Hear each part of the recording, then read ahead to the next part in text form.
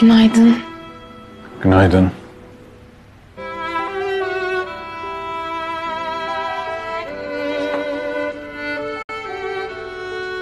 Rüya görüyordun galiba. Nasıl anladın? Gülümsüyordun uykunda. Evet, güzel bir rüya gördüm. Bir de uzun zaman sonra ilk defa böyle deliksiz uyudum. Sen peki uyuyabildin mi? Yorgun görünüyorsun. Ben uyuyamadım.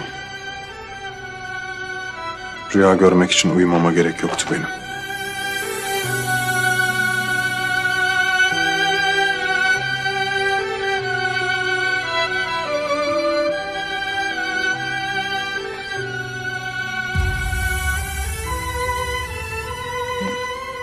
Neden uyumadın?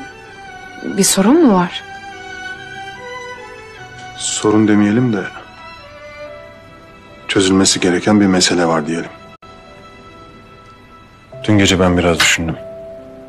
Bazı şeylerin değişmesi lazım artık.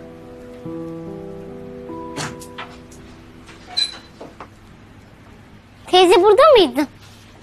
Odana baktım yoktum. Barıştınız mı siz yoksa? Küs değil misiniz artık?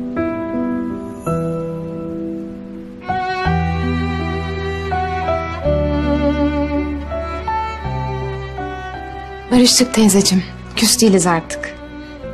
O zaman dünyanın en güzel sabahı bu.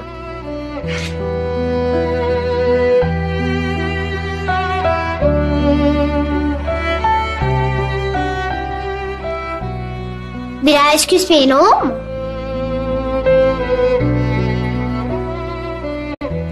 Hiç küsmeyeceğiz ateş parçası. Söz. Küsmeyin, başka odalarda kalmayın. Bir yastıkta kocayın.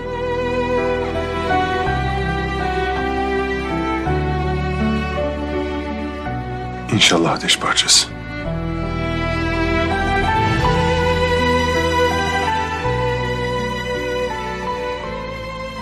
Hadi kahvaltıya inelim artık.